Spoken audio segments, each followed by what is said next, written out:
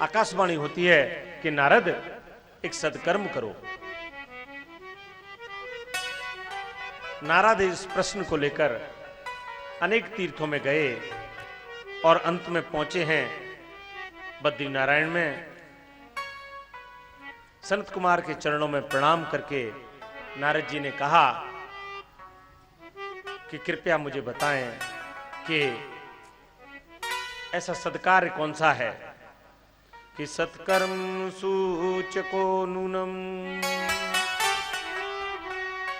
ज्ञान यज्ञम निस्मतो बुधई श्रीमद् भागवतालाप सातु गीता शुकादिवी। नारद, ये श्रीमद् भागवत की कथा को कराना भी एक सत्कर्म है, परंतु नारद कहते हैं कि मैंने वेद सुनाए, उपनिषद सुनाए, गीता सुनाई, महाभारत सुनाई, ना ज्ञान उठता है और ना वैराग्य उठता है। तटमानंद नाम कम। सनत कुमार कितना अच्छा स्थान नारद जी को बता रहे हैं कि यहां से थोड़ा सा नीचे एक दिव्य स्थान है जिसका नाम है हरिद्वार, और हरिद्वार में भी बहुत अच्छा स्थान बताया है। एक तट है जिसका नाम है आनंद तट, और परमात्मा के स्वरूप हमने 3 बताए थे। कौन कौन से भैया? सत, चित और आनंद। तो इस आनंद तट पर बैठकर ही हम भैया आपको भागवत सुना रहे हैं। प्रेम से कहो जय जय श्री राधे। जय जय श्री राधे। तो उस आनंद तट पर नारद पहुंचे हैं। सनत कुमारों के लिए बड़ा सुंदर मंच बनाया है, आसन बिठाकर सनत कुमारों को विराजित किया है। आज देवता लोग स्वर्ग से पारिजात के पुष्पों की वर्षा कर रहे हैं। समस्त वेद, समस्त शास्त्र, समस्त तीर्थ उपस्थित हो गए हैं। चारों ओर जय जयकार हो रही है, क्योंकि भागवत का प्रति श्लोक एक मंत्र है। एक एक मंत्र में साक्षात गोविंद है। जहां भागवत कथा होती है वहां सूक्ष्म रूप से देवता भी उपस्थित होते हैं। सनत कुमार सिंहासन पर बैठे हैं और सिंहासन पर बैठकर नारद को कहते हैं कि सदा सेव्या श्रीमद् भागवती कथा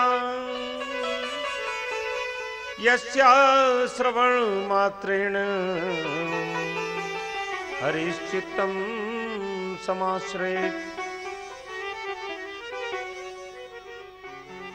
संत कुमार कहते हैं कि नारद, कि इसके श्रवण मात्र से राधा गोविंद हमारे साक्षात हृदय में विराजित हो जाते हैं। देखो, अभी भागवत की कथा प्रारंभ नहीं हुई है, अभी तो सिर्फ भागवत का महात्म ही चल रहा है, परंतु कितनी महिमा है कि यस्या श्रवण मात्रेण हरिश्चित्रम समाश्रय। चारों ओर जय जयकार हो रही है भागवत भगवान की, और ये जय जयकार पहुंची है श्रीधाम वृंदावन में। जो भक्ति महारानी ने भागवत की जय जयकार सुनी तो भक्ति अपने दोनों पुत्रों के साथ आनंद तट पर साक्षात प्रकट हो गई। बोलिए भक्ति महारानी की जय। और भक्ति प्रकट होके विनती कर रही है कि भक्ति सुतौ तौ तरणौ गृहीत्वा प्रेमई करूपा सहसा विरासी। श्री कृष्ण गोविंद हरे मुरारे नाथानि नामानि मुहुर वदन्ति। ये भागवत जी का ही बड़ा दिव्य भाव है और बड़ा सुंदर कीर्तन है कि श्री कृष्ण गोविंद हरे मुरारे, हे नाथ नारायण वासुदेवा।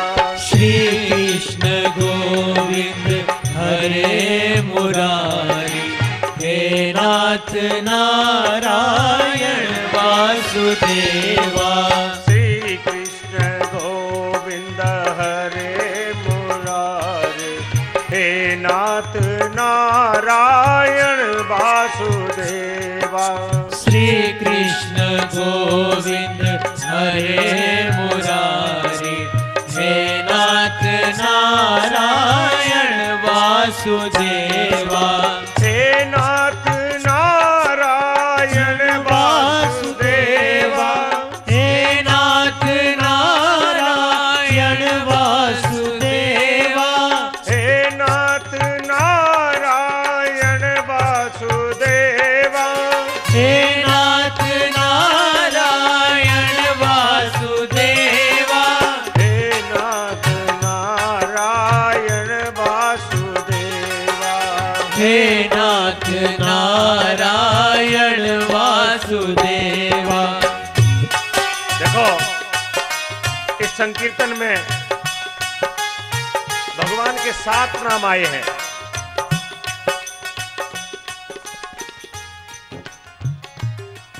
सात नाम कौन कौन से हैं? और जब संकीर्तन का हमको अर्थ मालूम हो तो फिर संकीर्तन को गाने में और भी आनंद बढ़ जाता है। श्री कृष्ण, श्री माने राधे, और कृष्ण कहते हैं करसती इति कृष्णा, माने जो सर्व आकर्षक हैं, जो हमारे चित्त का चोर है। कहते हैं ना चित्त चोर, बांके की बांकी मरोड़ और चित्त लीना है चोरांगे न चाहेंगे। अभी तो बहुत दिन है। तो कृष्ण करसती इति कृष्णा, और गोविंद कहते हैं गोपम ददादि आनंदम इति गोविंद। हरे मुरारे हरते पापा नीति हरि, जो हमारे साक्षात पापों का नाश करते हैं। हे नाथ नारायण, हे नार, हे श्रेष्ठ और वसुदेव पुत्र, आपके चरणों में मेरा साक्षात वंदन। श्री कृष्ण गोविंद हरे मुरारे, हे नाथ नारायण वासुदेवा।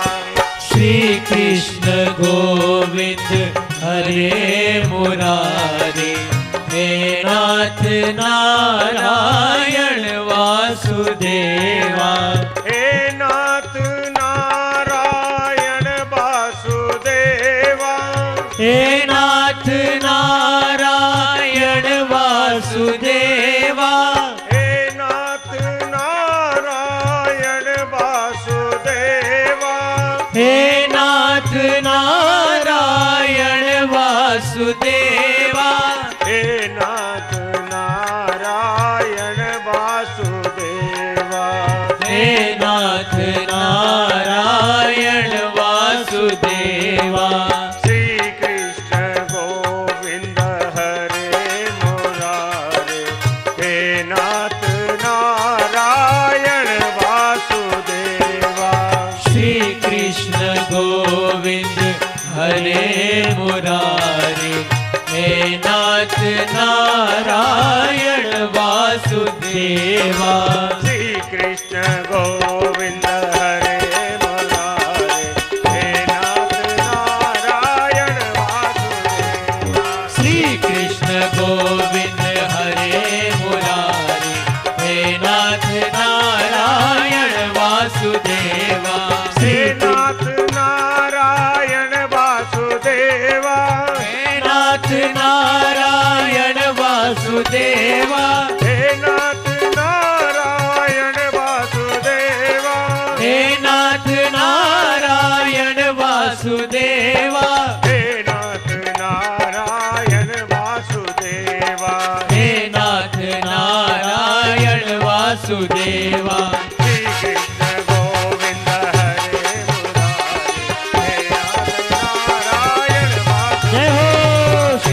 कृष्ण गोविंद हरे मुरारे, हे नाथ नारायण वासुदेवा।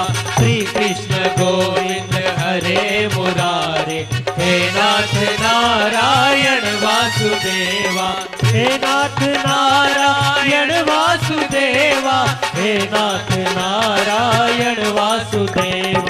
हे नाथ नारायण वासुदेवा, हे नाथ नारायण वासुदेवा। श्री कृष्ण गोविंद हरे मुरारे, हे नाथ नारायण वासुदेवा। श्री कृष्ण गोविंद हरे मुरारे, हे नाथ नारायण वासुदेवा। हे नाथ नारायण वासुदेवा, हे नाथ नारायण वासुदेवा।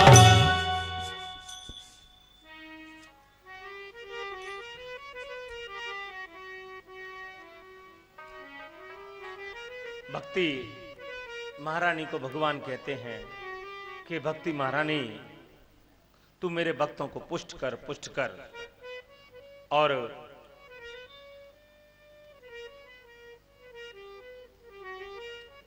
भक्ति से नारद जी कहते हैं कि भक्ति महारानी आप अपने पुत्र ज्ञान और वैराग्य को लेकर भागवत कथा में बैठ जाओ। देखो, हम कथा सुनने के सारे नियम आज आपको बताते जा रहे हैं। कथा सुनने के भी 3 प्रकार के श्रोता होते हैं। पहला होता है श्रोता, प्रेम से कहो श्री राधे। श्री राधे। और दूसरा होता है सरोता, सिपाड़ी काटने वाला। और तीसरा होता है प्रेम से कहो सोता। तो सुन लो, श्रोता कौन होता है? श्रोता होता है कथा को ध्यान से सुने, उस पे थोड़ा सा बुद्धि से मनन करे, और जितनी देर कथा में बैठे उतनी देर फिर संसार की, घर की, परिवार की, बेटे की, बेटी की और अपनी देह की भी चिंता नहीं। श्री कृष्णम अर्पणम अस्तु। समस्त पंच कर्मेंद्रियां, पंच ज्ञानेंद्रियां, मन, बुद्धि और चित्त सभी का श्री कृष्ण के चरणों में समर्पण। गोविंदाय नमो नमः। तो ऐसा होता है भैया सोता।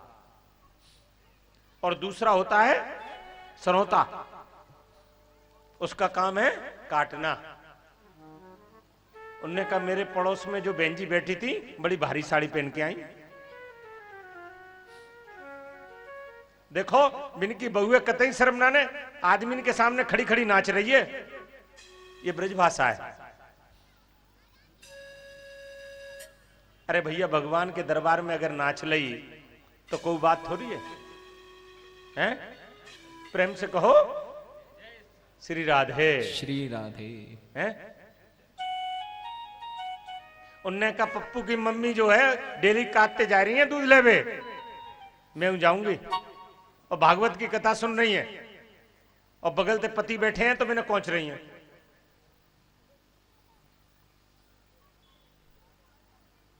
तो कथा में ध्यान नहीं। उनने कहा व्यास जी महाराज तो जो है ठीक टाइम से आवे नहीं, हम तो कहते हैं कि सवेरे शाम के 6 बजे बराबर आ जाइयो भैया। तो ये होता है सरोता। और तीसरा होता है सोता। उनने कहा सास ने कही कि बहू घर पे बहुत लड़ती है, कथा ठीक है, 3 घंटे कम से कम कथा में बैठेंगे तो सो तो लेंगे। है? तो भैया ना तो बनना है सरोता और ना बनना है सोता। क्या बनना है? भागवत के श्रोता। और देखो कथा भी 2 प्रकार की होती है। एक होती है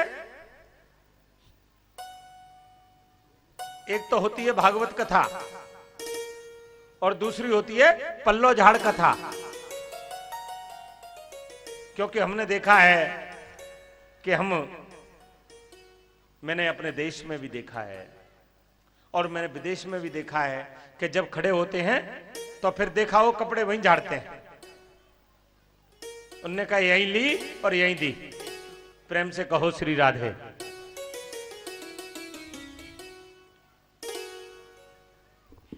दूसरा कहीं डर, एक बात का डर और उनने कहा ऐसा नहीं हो, व्यास जी ने अच्छी अच्छी बातें यहां बता दी थी स्वामी जी ने कथा में, तो कहीं घर तक चल के ना आ जाए तो यहीं जड़ा दो,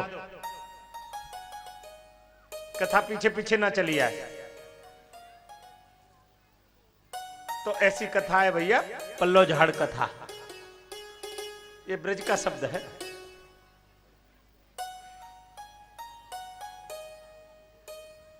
परंतु हम तो सभी भागवत के श्रोता हैं।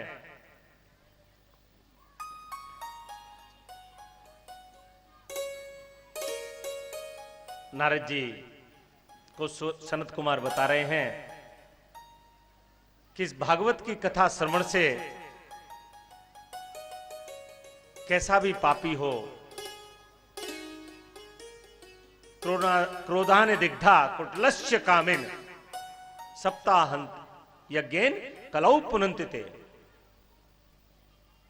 क्रोधान दिग्धा, क्रोधी हो, पापी हो, कामी हो, कुटलिश्य हो, जिसका बैर भाव हो, भागवत की कथा श्रवण से ये समस्त पापों से मुक्ति हो जाती है। और भैया पापी भी 5 प्रकार के होते हैं। पंच पापी, पहला है ब्रह्मघाती, ब्राह्मणों का वध करने वाला। दूसरा है गौघाती, जो गौ का वध करे। तीसरा है मदपान करने वाला, जो मदिरा का पान करता है। और चौथा है स्वर्ण और वित्त की चोरी करने वाला। तो 5 प्रकार के पापी हैं। और 5वां है भैया जो इनकी संगत करे। क्योंकि तुम सत्संगी के साथ अगर जाओगे बाजार में तो लोग कहेंगे कि रामलाल जी तो आजकल बहुत सत्संगी है गए हैं भैया, डेली मंदिर जा रहे हैं देखो। और कहीं दूसरी जगह जाओगे तो उनने कहा आजकल तो मुन्ना के पापा वहीं खड़े दिखे बात दुकान पे, शाम को 7 बजे नहीं कि मुन्ना के पापा कहां पहुंच जाए भाई दुकान पर। अब मुन्ना के पापा पिए कि नहीं पिए जी तो ईश्वर जाने हैं। परंतु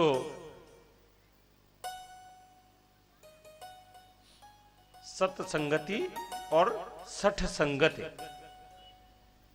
एक होती है सत्संगति माने कथा की, प्रवचन की, संतन की, अच्छे आदमी की, अच्छे कामन की संगति।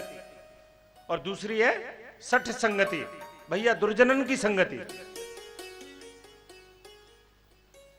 तो इन सब का संग करने वाला भी पापी हो जाता है। एक बड़ी सुंदर कथा सनत कुमार नारद जी को सुना रहे हैं। सनत कुमार कहते हैं कि नारद, तुंगभद्र नदी के तट पर एक ब्राह्मण रहते थे आत्मदेव, और जिनकी पत्नी का नाम था धुंधुली। सब प्रकार से आनंद था, परंतु ब्राह्मण को कोई संतान नहीं थी। अनेक यज्ञ किए, अनुष्ठान किए, तरह तरह के प्रयत्न किए, परंतु ब्राह्मण देवता को संतान प्राप्ति नहीं हुई। जब ब्राह्मण देवता ने प्रयत्न कर करके थक गए तो एक दिन ब्राह्मण देवता चल पड़े वन की ओर, और जाके वन में आत्महत्या करने लगे। परंतु मृत्यु तो बुलाने से नहीं आती भैया। हमने पहले ही बताया था कि जीवन मरण सब प्रभु के हाथ में। ब्राह्मण देवता वन में जाकर जोर जोर से रोने लगे।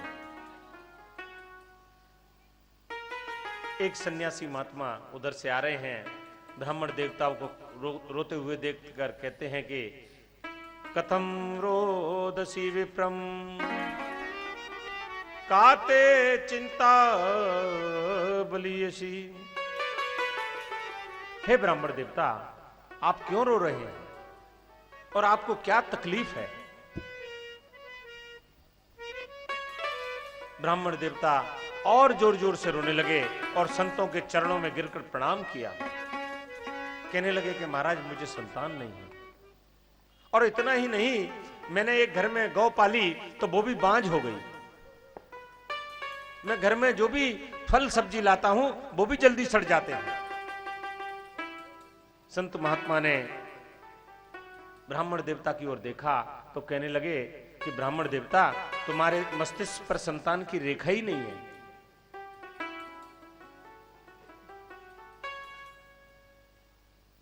और संतान लेकर तू क्या करेगा?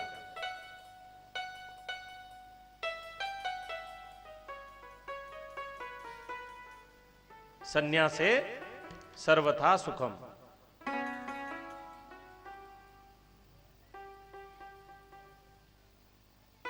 परंतु गोस्वामी तुलसीदास जी ने एक बार संतान शब्द के कारण दशरथ जी को भी गिलानी हो गई थी।